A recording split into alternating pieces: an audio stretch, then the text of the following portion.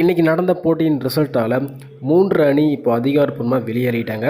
பஞ்சாப் மற்றும் லக்னோ மோதிய இந்த போட்டியில் ரிசல்ட்டால் இப்போது மிகப்பெரிய மாற்றம் நடந்திருக்கு. பாயிண்ட்ஸ் டேபிளில் நிலவரம் என்ன நடந்திருக்கு, பாயிண்ட்ஸ் டேபிளில் ஒரு மிகப்பெரிய அதிர்ச்சியும் காத்திருக்கு, ஒரு மிக பிரம்மாண்டமான ஒரு அதிர்ச்சியும் காத்திருக்கு. ஏன்னா 3 அணி வெளியேறியாச்சு. அடுத்து சிஎஸ்கே அணிக்கு வாய்ப்பு இருக்கா அப்படிங்கிற ஒரு கேள்விக்குறியும் கேட்டிருப்பீங்க. அதாவது இந்த போட்டி ரிசல்ட் பார்த்தீங்கன்னா யாருமே எதிர்பார்க்கல இப்படி ஒரு ரிசல்ட் வரும் அப்படின்ட்டு. ஸ்டார்டிங்லேருந்தே லக்னோ நல்லாவே ப்ளே பண்ணியிருந்தாங்க. ஆனால் கடைசியில் வந்து சரியாக முடிக்க முடியல. இந்த போட்டியில் என்னென்ன சுவாரஸ்யமான விஷயம் நடந்துச்சு, முக்கியமாக சொல்லப்போனால் மிகப்பெரிய ரெக்கார்டை பார்த்தீங்கன்னா இப்போ ஆர்ஆர் அணி பதிவு பண்ணிட்டாங்க. சிஎஸ்கே அணிக்கு வாய்ப்பு இருக்கா அப்படிங்கிறது இந்த வீடியோ தெரிஞ்சுக்கலாம். வீடியோவை கொஞ்சம் கூட ஸ்கிப் பண்ணாமல் பாருங்கள். அப்போ தான் நான் சொல்ல இருக்கிறதுக்கு உங்களுக்கு தெளிவாக புரியும். நம்ம சேனலுக்கு ஏதாச்சும் புதுசாக வந்திருந்தீங்க அப்படின்னா சப்ஸ்கிரைப் பண்ணிக்கோங்க. அப்படி பண்ணிருந்தீங்க அப்படின்னா பக்கத்தில் இருக்க பெல்லைக்கான நோட்டீஸ் வரும். நிறைய பேர் சப்ஸ்கிரைப் பண்ணால் பார்த்துட்ருக்கீங்க, சப்ஸ்கிரைப் பண்ணிவிட்டு பாருங்கள். நிறைய பேர் லைக் பண்ணால் பார்த்துட்ருக்கீங்க, லைக் பண்ணிவிட்டு பாருங்கள். நீங்கள் பண்ணுற ஒவ்வொரு லைக்கும் எனக்கு மிகப்பெரிய மோட்டிவேஷன் இருக்கும். ஸோ லைக் பண்ணிவிட்டு பாருங்கள்.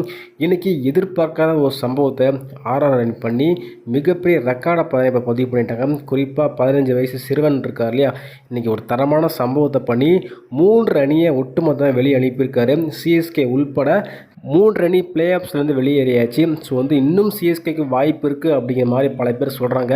அது என்ன சினாரியோ அப்படிங்கிறத சொல்கிறேன். இன்றைக்கி நடந்த போட்டியில் முதல்ல டாஸை வெற்றி பெற்ற ஆர்ஆர் அணி நாங்கள் முதல்ல பவுலிங் பண்ணிக்கிறோம், நாங்கள் சேசிங் பண்ணிக்கிறோம் அப்படிங்கிற மாதிரி முதல்ல லக்னோ அணியை பேட்டிங் வந்து களம் இறக்கிட்டாங்க.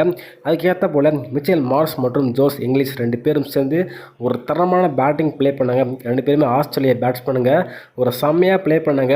முக்கியமாக ஜோஸ் இங்கிலீஷ் அவர் தொடக்கத்திலேயே ஆட்டம் இழந்திருப்பார். இருந்தாலும் அந்த கேட்சை பிடிக்க முடியாமல் ராஜஸ்தானி கோட்டை விட்டுருப்பாங்க. அதுக்கப்புறம் ருத்ரதாண்டம் 2 பேரும் ப்ளே பண்ணியிருப்பாங்க. ஜோஸ் இங்கிலீஷாக இருக்கட்டும், மிச்சல் மார்ஸாக இருக்கட்டும், 2 பேரும் சேர்ந்து பவர் பிளேயில் கிட்டத்தட்ட 85 ரன் அடிச்சிருந்தாங்க.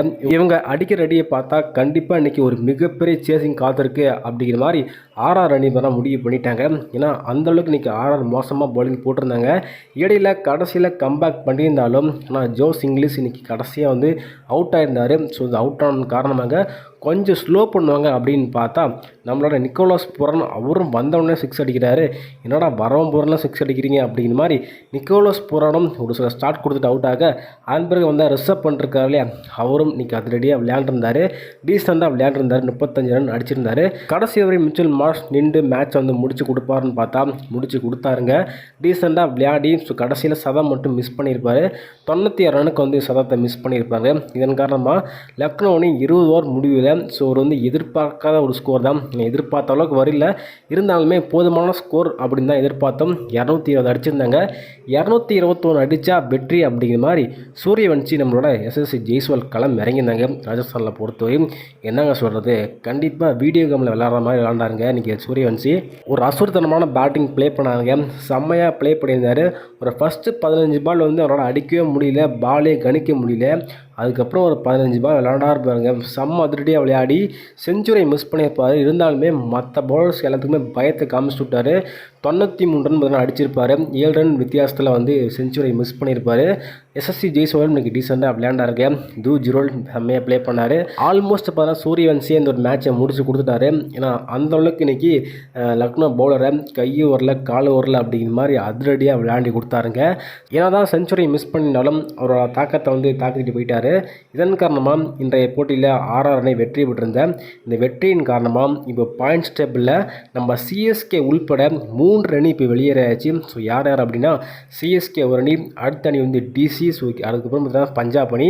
ஏன்னா பஞ்சாப் அணியும் பார்த்தா 13 புள்ளி இன்றைக்கி ஆர்ஆர் ஜெயிச்சதுனால 14 புள்ளியோட நல்ல ரெட் ரன் ரேட்டில் இப்போ தான் மேலே போயிட்டாங்க. ஸோ வந்து சிஎஸ்கே அடுத்த போட்டி வின் பண்ணால் கூட 14 புள்ளி தான் கிடைக்கும். சிஎஸ்கே அன்றைக்கி நெட் ரன் ரேட் வந்து கம்மியாக தான் இருக்குது. இதன் காரணமாக சிஎஸ்கே உள்ளே போக முடியாது. கீழேயும் டிசி வெற்றி பெற்றாங்கன்னா டிசி பார்த்தீங்கன்னா உள்ளே போவாங்க. இருந்தாலும் நெட் ரன் ரேட் பொறுத்தவரையும் ஆர்ஆர் தான் அதிகமாக இருக்குது. ஸோ இந்த காரணத்தினால இந்த போட்டியின் ரிசல்ட்டால் இப்போ பாயிண்ட்ஸ் டேபிளில் ஒட்டுமொத்தமாக மாறி இருக்குது. ராஜஸ்தான் அணி மட்டும் இன்றைக்கி தோற்றுருந்தால் 3 அணிக்கு வாய்ப்பு இருந்திருக்கும். ஆனால் அதுக்கெல்லாம் வாய்ப்பே இல்லை அப்படிங்கிற மாதிரி இன்றைக்கி சூரியவன்சி ருத்ரதாண்டம் விளையாடி இன்றைய போட்டியை வெற்றியை வாங்கி கொடுத்துருக்காருங்க. சரி, நீங்கள் சொல்லுங்கள், இன்னும் சிஎஸ்கே அணிக்கு வாய்ப்பு இருக்கா அப்படிங்கிறத கமெண்ட்டில் தெரிவிங்க. இப்போது டாப் 4ல் யார் இடம் பிடிப்பா அப்படிங்கிறதையும் கருத்துக்களாக போட்டுவிடுங்க.